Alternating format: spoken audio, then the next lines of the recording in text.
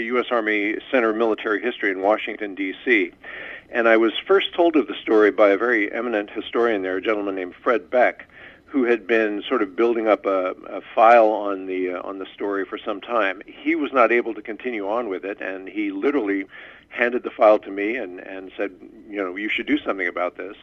So I immediately put the file away for 25 years because, as we know, life intervenes. And then I pulled it out probably 7 or 8 years ago and started doing initial or additional research. I was able to track down and interview 2 direct participants in the battle. I traveled to Castle Litter and I walked the ground so that I had a good sense of it in my mind, and then I sat down to write the story. Yes, and so Castle Litter had a number of high-profile prisoners. As I said, there were 2 former French prime ministers. Could you tell me some of the other prisoners in the castle? Sure. There were a total of 14 French prisoners held at Castle Litter. 10 were men, 4 were women. Among the men, there were, as you mentioned, a couple of former prime ministers, Edouard Daladier and Paul Reynaud, and there were also several military officers, General Maurice Gamelin, and General Maxime Weygand. And then there were some other people who were there because of their political connections. There was a gentleman named François Delaroque, who was a leading labor leader. There was a guy named Jean Barotra, who was a very famous French tennis player who was there because he had been part of the Vichy government. Among the women, there were, of course, Madame Weygand, General Weygand's wife. There was a woman named Marie-Agnes Caillot, who was actually the sister of Charles de Gaulle, and her husband was there with her. The interesting thing about all of these people was that many of them hated each other with a passion. They were from opposite political parties. The 2 generals disliked each other because they disagreed on the tactics that should have been used to prevent the fall of France. And so the Germans, not only did they concentrate all these people in one place, I think they intentionally put them all together so that they would just bedevil each other for the entire time they were there. That's fascinating. One of the interesting things you bring out in the book is before they're put together as prisoners, the 2 former French prime ministers are put on trial by the Vichy government, the collaborationist government that Hitler basically allowed to exist in France. And they were doing so well in the trial that they shut down the trial. Could you just talk about that? I didn't know that aspect of it either. Yeah, the government in Vichy, led by Marshal Pétain, the World War I hero, had to find some way to legitimize itself, and one of the ways they tried to do that was to prove that not only the 2 prime ministers, but a whole range of former French officials had somehow betrayed France, which was walking a tightrope because, of course, by saying they betrayed France, that meant that they had allowed France to be captured by the Germans, which, of course, was the sponsor of Vichy France. So there were several political trials that went on at that time, and Daladier and Reynaud both represented themselves so well that the Vichy government and their German masters decided it probably wasn't a good idea to continue. So they essentially ended the trials and imprisoned those 2 gentlemen along with the other people, not just at Castle Litter, but throughout France. There were former French officials that were imprisoned by the Vichy regime because they were too outspoken about shall we say, the shortcomings of Vichy.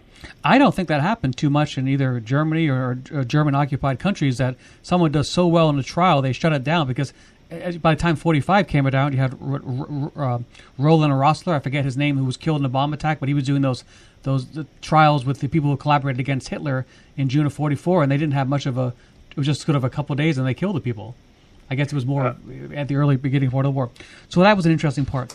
So as we get to the end of the war, they're in Castle Litter, all these high-profile prisoners, and they believe that they're going to be killed by these roving SS units, which are under orders from Himmler to basically, Heinrich Himmler, who was head of the SS, to deal very harshly with anyone who looked like they were surrendering or defeatist. Is that right, Mr. Harding? That's essentially true.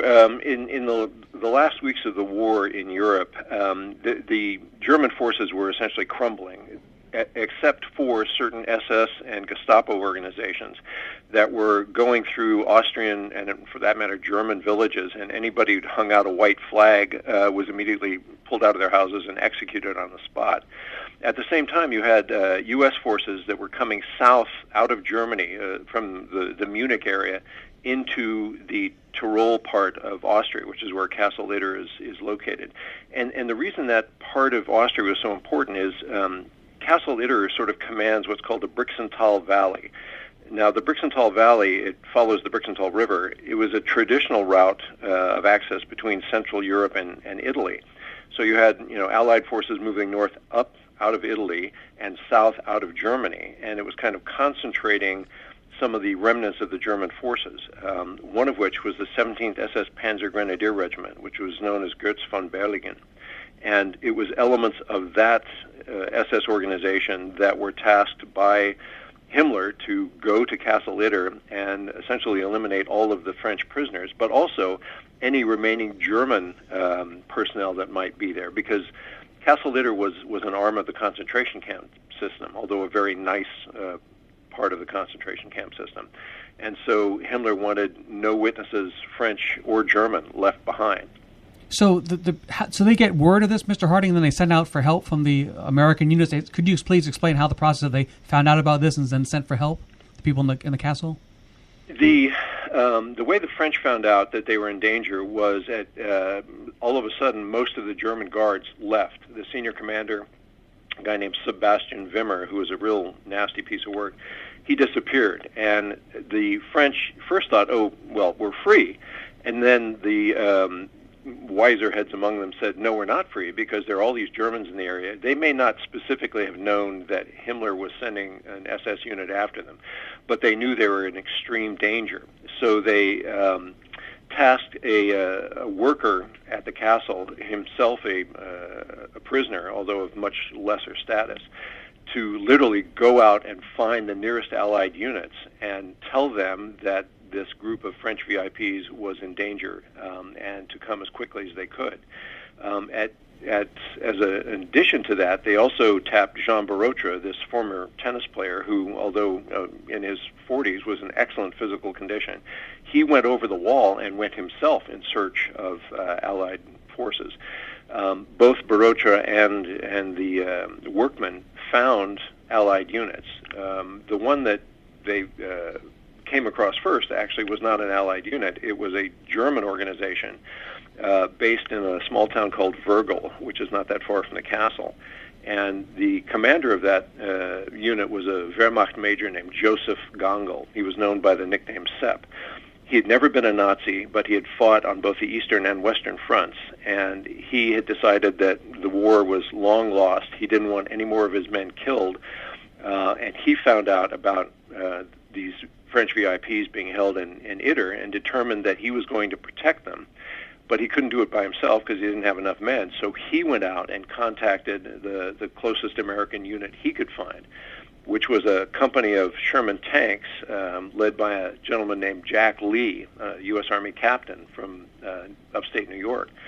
And now you can imagine the first meeting between these two gentlemen. You have a very decorated German military officer, because he had fought bravely on both fronts, coming under a white flag and contacting an American unit that, the members of that unit, for all intents and purposes, assumed the war was over. Hitler was already dead. He'd been dead for a week or so. And suddenly, Captain Jack Lee decides that they're going to go on this mission, and they're going to do it in cooperation with these German soldiers under Sepp Gangl. So it was a very unusual situation, to say the least.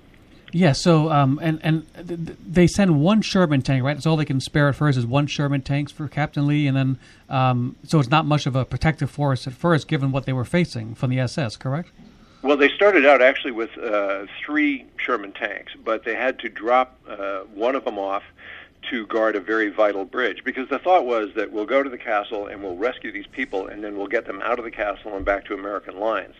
To do that, they had to protect a very significant bridge, so they left one there, and then another one got dropped off for other reasons. So when they finally reached Castle Itter, yes, they only had one Sherman tank. And when they realized that they weren't going to be able to get the people out before nightfall, because there were still roaming, SS units and Gestapo people, they backed that single tank, which was Lee's tank. He called it Besotten Jenny. That was the name of the tank. They backed it up against the front gate to the castle. And I will tell you, having been at the castle, it was probably a frightening experience just to back the tank up, because it had to go over a very narrow arched stone bridge, and you're talking about a vehicle that weighs tons. several tons. So by the time the Americans and their German allies arrived at Castle Litter, they only had that one tank, and it didn't survive for very long. Yes, so that's right. So could you tell me about the fighting, please? And how, they were greatly outnumbered by the SS, correct? They were.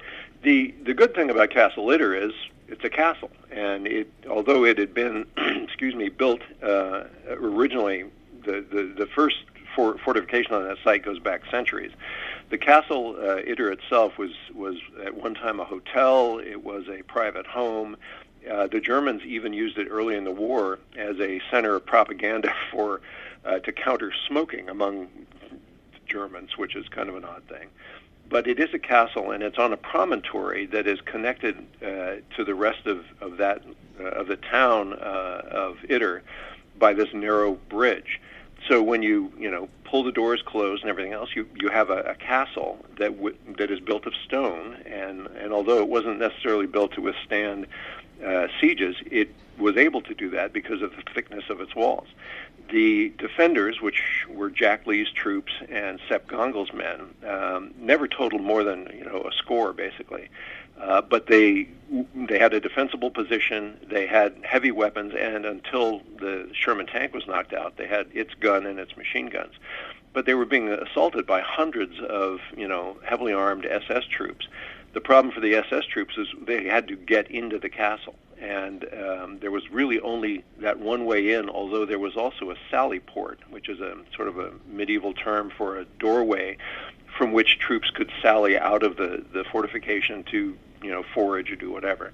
And ultimately, it was a seesaw battle between the SS people trying to get into the castle and the joint German-American force defending the castle. It was a raging battle. It actually was the 4th and 5th of May, because the fight started late on the 4th and continued into the morning of the 5th. And do you have an idea as to breakdown of approximately how many Germans and how many Americans there were defending the castle? The numbers are sort of up in the air, because I was able to determine that the joint force of Americans and Germans totaled somewhere around 22 people. Now, several of Sepp Gongel's German troops defected. They went over the walls and joined the SS because they were assuming that the castle would fall, and rightly assumed that had the SS gotten in, they would have executed every German there that was there for treason. So I generally use the number of 20 to 22, and they were a mix of Wehrmacht and U.S. tankers. Sepp Gongel himself has a fascinating military history that goes back to before the Nazi regime. He'd been a mountain soldier. He'd been an artilleryman. He'd fought at Normandy. He fought the Canadians following the Normandy invasion. So this is a professional soldier who was not a Nazi, and he had the good sense to realize that this is a hopeless fight. So he was trying to protect his essentially 15 soldiers that he had left, trying to prevent them from being killed pointlessly by the Allies. And yet here he finds himself in a fight against the SS, allied with American troops. We know that Gangel was enthusiastic to support this operation, but the troops that were below him that he ordered to defend the castle, do you have any idea how enthusiastic they were and how they interacted with the Americans, and how odd it was that these people that were fighting against each other a matter of hours or days ago were now on the same side? I mean, what a unique, obviously the only time in World War II this happened, I believe. It is the only documented time in World War II when German and American troops joined forces and fought together. The enlisted soldiers that followed Gongel, for the most part, from what I was able to determine from my research, trusted him and followed him willingly. He had proved himself as a leader to them over and over again. There were, of course, as I mentioned earlier, there were a couple of guys who thought, this is crazy, I need to get out of here, and they went literally over the wall. So the German soldiers that remained in Itter under Gongel's command were dedicated to him and fought very well. Now, obviously, the first time the Americans handed weapons back to these German soldiers, who, as you pointed out, had, until literally just hours before, they would have shot them on sight if they'd seen armed Germans, there were some trust issues. There really were. But it was the relationship between Jack Lee and Sepp Gongel that really sort of set the tone. These two men recognized in each other that they were each professional soldiers They might not have liked each other, but they needed to work together to achieve this very important objective. So they sort of set all of the rest of the opposition that they might have had to each other aside and worked together. And as it turned out, the Germans who remained in Castle Litter were key members of the defense, and they fought the SS. And as you can imagine, a lot of Wehrmacht soldiers had no love for the SS anyway. So it was a very tense situation when the battle began, but I think over the course of that night, they learned, if not to trust each other, then to at least give each other the benefit of the doubt. You know, Mr. Harding, as I'm sure you know better than me, it's really fascinating to speculate. If you go back to June of 44, and let's assume that the German commanders in France had gone forward as if Hitler had died in that bomb explosion, which of course he survived, but they had ordered the army to fight the SS, let's say in France, and they had not capitulated when they found out Hitler was alive. It raises questions as to what could have been done by the German army, even with Hitler being alive, given the opposition to the SS, if they had really fought him in 44. I mean, because you see this breach, this little mini breach here, but it just raises questions as what could have been a larger breach if you spun back the clock more, at least in my mind. Yeah, it's an interesting question. The one thing we always need to bear in mind, in 1944, especially in France, the strongest and best equipped units tended to be SS units, Das Reich, some of the other armored divisions. So it would have been a hard fight had the Wehrmacht actually followed the orders of the senior generals and engaged the SS. Because as we know, the majority of the members of the SS were fairly fanatical about defending the Reich, meaning defending Hitler and the Nazi regime. So it would have been a tough fight. And then, of course, you would have had the Allies trying to figure out who was fighting whom and would they have supported the Wehrmacht in the fight against the SS? It's a fascinating question. Speculative history is always more interesting, I think, sometimes than actual history, because there are so many ways that fight could have gone, and would, in fact, it have changed the course of the war. Absolutely. Yeah. So this battle it goes into the next day, as you said, till the 5th. They basically hold the SS off, and then they're relieved by other American units. Is that right?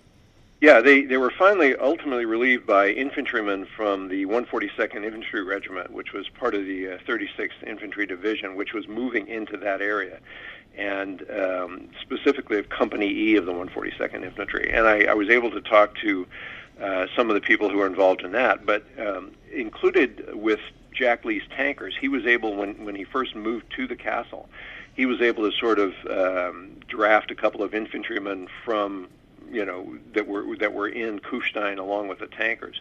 And I talked to one of the gentlemen that was one of the infantrymen, and he describes, everybody thought the war was over, and suddenly here's this mission to go into an area that was crawling with SS. So you asked earlier, how the Germans felt about it. Now, several of the Americans weren't all that enthusiastic about going on this, what seemed to them to be kind of a harebrained adventure to this castle. Of course, yeah. And yet they also, there was an infantryman named Pollock, a very nice gentleman that I was able to speak to, and he described the fight for the castle, and it was an amazing description of his point of view of this lowly, rifle-toting infantry guy. And having been an infantryman at one point in my life, I understood his point of view perfectly. He had no idea what was going on, but when people were shooting at him, he shot back. Right. That was the core of his method then. All right, so the battle is won, and you're involved. This is being made into a film, is that right, Mr. Harding?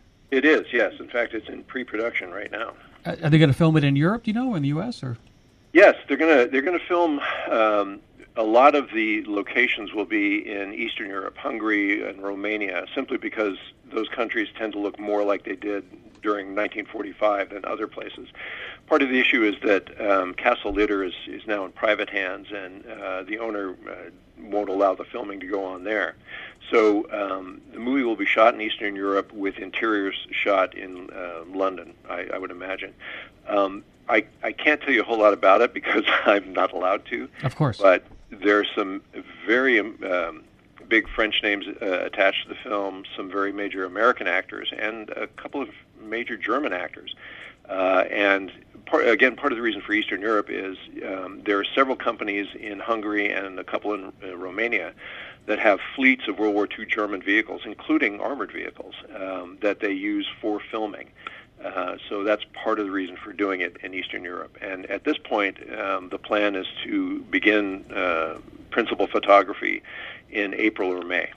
Okay. I wanted to just briefly ask you about Last to Die, but just a final question on this. Was there any contact years after the war between these people who had fought in the battle? Did they stay in touch, Gangel and Lee? Did they have any contact? Well, Gangel was killed in the battle. Oh, Gangel, sorry. Any of the other people that worked under Gangel, the German soldiers? As far as I've been able to tell, no, there was no direct contact. But after the book came out, after the German edition came out, and The Last Battle has been published in 13 languages besides English, which I think is a wonderful thing. But I was actually contacted by Sepp Gangel's son, a gentleman named Norbert Gangel. And that's been a great relationship. We emailed back and forth, and I found out more about his father, although he never met his father. His father was killed when Norbert was an infant. And Jack Lee, of course, was a very interesting story, and I went into that in the book, how, Jack Lee was one of those guys who found his niche as a combat soldier. He had been a football player. He'd been kind of a rabble-rousing kind of guy, but he was very good at what he did. And unfortunately, like a lot of people who came back from World War II, on both sides, on all sides, he just never found anything that used his talents the way war had. And of course, he ended up having something of a sad ending. Right. Okay, if I could just turn briefly to this book that you wrote, Last to Die, and Anthony Marchione. I probably have that pronounced incorrectly. Marchione. Could you please? Marchione. Yeah. He was. Could you please tell me about him and how he died? And I just want to segue into that story with that. Yeah, Anthony Marchione was born in Pottstown, Pennsylvania, and he went into the Army Air Forces to be an aerial gunner. And he flew several missions on B-24 bombers out of the Philippines. And as those missions wound down, as the war was coming to an end, he was tapped to be an assistant to an aerial photographer who was on one of 4 B-32 bombers. And if you've never heard of a B-32, you're in good company, because most people have never heard of them. No, I never heard of them, yes. It was a contemporary of the B-29, a 4-engine heavy bomber. And only a handful of them actually got into the war at the end of the war in the Pacific. So 4 of these bombers were tapped to fly over Tokyo after the armistice had gone into effect on August 15th, 1945. And they were over Tokyo taking photographs of the Tokyo area when they were attacked by renegade Japanese fighter pilots who refused to lay down their arms. The planes were shot up, and unfortunately Anthony Marchione was killed, and he, in the process, sadly became the last American killed in combat in World War II.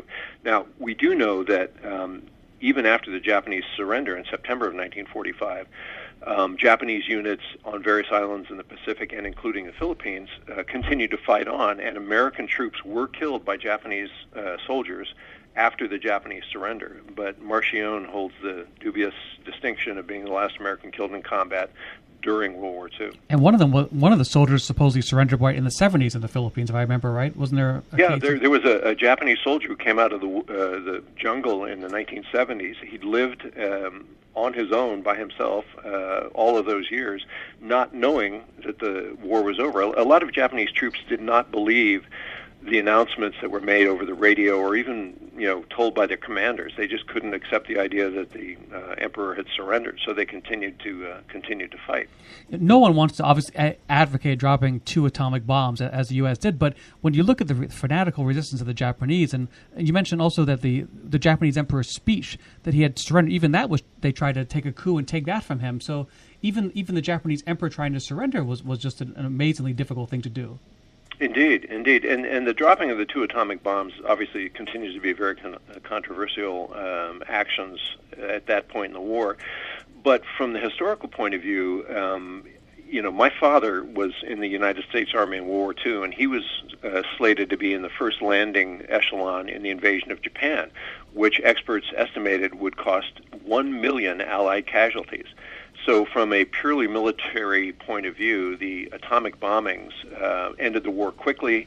They prevented, Allied casualties. They were horrific events. There's no getting around that. But militarily, they were defensible then, and I tend to believe that they're still defensible, although the controversy continues. What's hard to understand is that the Japanese emperor was so worshipped, and his brother, I believe, was in charge of Unit 731, so he was sort of actively involved in doing these terrible experiments in China and things like that.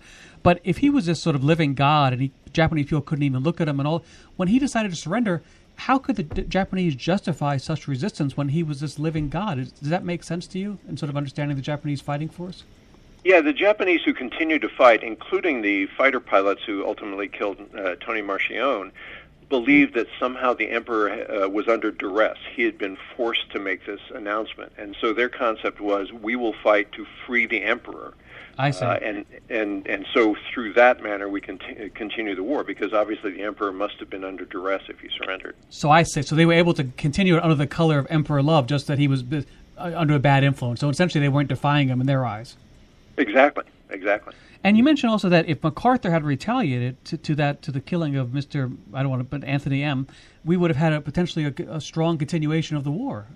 Indeed. If MacArthur, the death of Anthony Marchione was a huge decision point for MacArthur, because as the supreme commander in the region, he could have said, okay, let's go back to carpet bombing Tokyo with B-29s, which simply would have supported those Japanese elements who said, this couldn't have been the emperor's real wish. See, the Americans are continuing to bomb us, and combat could have continued. And we have to remember that the Japanese had marshaled thousands of airplanes that they could have used at some of the latter battles at Okinawa, for example. They kept them on the home islands to use to resist the Allied invasion.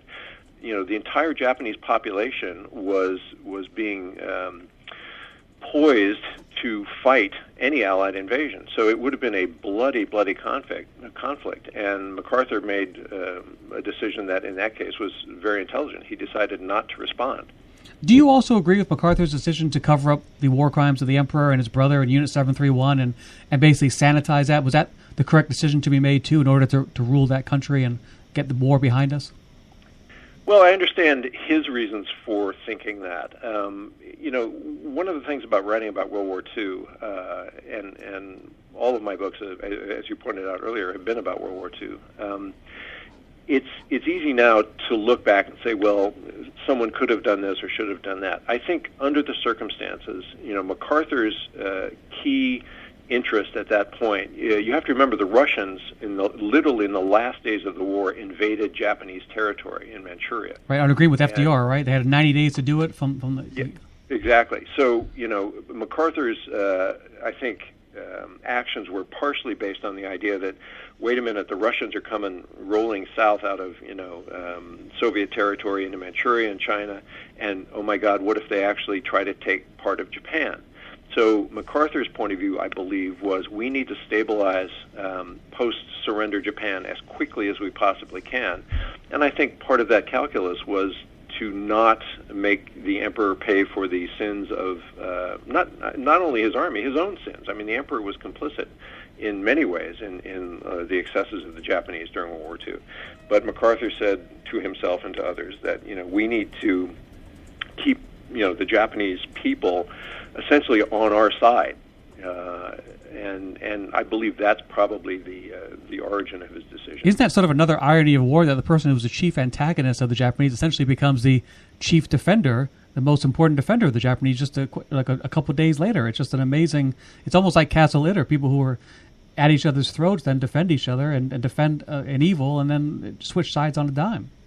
Yeah, and you also have to remember that the Allies used Japanese troops throughout Asia to protect or to try and maintain the peace for months after the end of the war. There were armed Japanese soldiers working under Allied officers to maintain order in some of the newly liberated territories. How long did that go on for, Mr. Harding? It went on for several months. That's not really my period, although I do know in one of my other books I talked about a Japanese naval officer who for probably 6 or 8 months after the war was in command of Japanese warships whose guns had been disabled they were bringing Japanese troops back from all the far-flung places that they'd been stationed. And so he was in command of a Japanese warship for almost a year after the end of the war. It was a very odd time, and it was, of course, the birth of what we now have come to call the Cold War. So. Right. And I understand you have another book being made into a film. Is that right, Mr. Harding? I do. I wrote a book about a gentleman named Hugh Barr Miller, who was an American Navy officer. His destroyer was sunk in the Solomon Islands in July 1943, and he was literally cast away on an island crawling with Japanese. But instead of becoming a victim, he became essentially a warrior. He took the war to the Japanese, killed many of them, and was able to evade capture and provide intelligence. And he was ultimately awarded the Navy Cross by Eleanor Roosevelt, who was touring the Pacific at that time. And it's a great story, sort of Tom Hanks Castaway crossed with Hell in the Pacific. Sorry, what was his name again? His name was Hugh Barr Miller. Hugh Barr Miller. Yeah, he was an aristocratic Southerner. That film is also in pre-production and is supposed to begin filming in Australia also in the spring of 2019. Okay, well, we're here speaking with Stephen Harding. His book is website is Stephen Stephen Harding HARDING books.com. And Mr. Harding, congratulations on your books and your 2 movies in process. And thank you so much for coming on today. It was my pleasure to be able to speak with you today. Thanks for having me. Thank you. Have a good day. Bye-bye. You too. Bye-bye. A thorough investigation. Okay. On Thursday, May 15th, Holy Apostles Soup Kitchen, New York's largest emergency food program,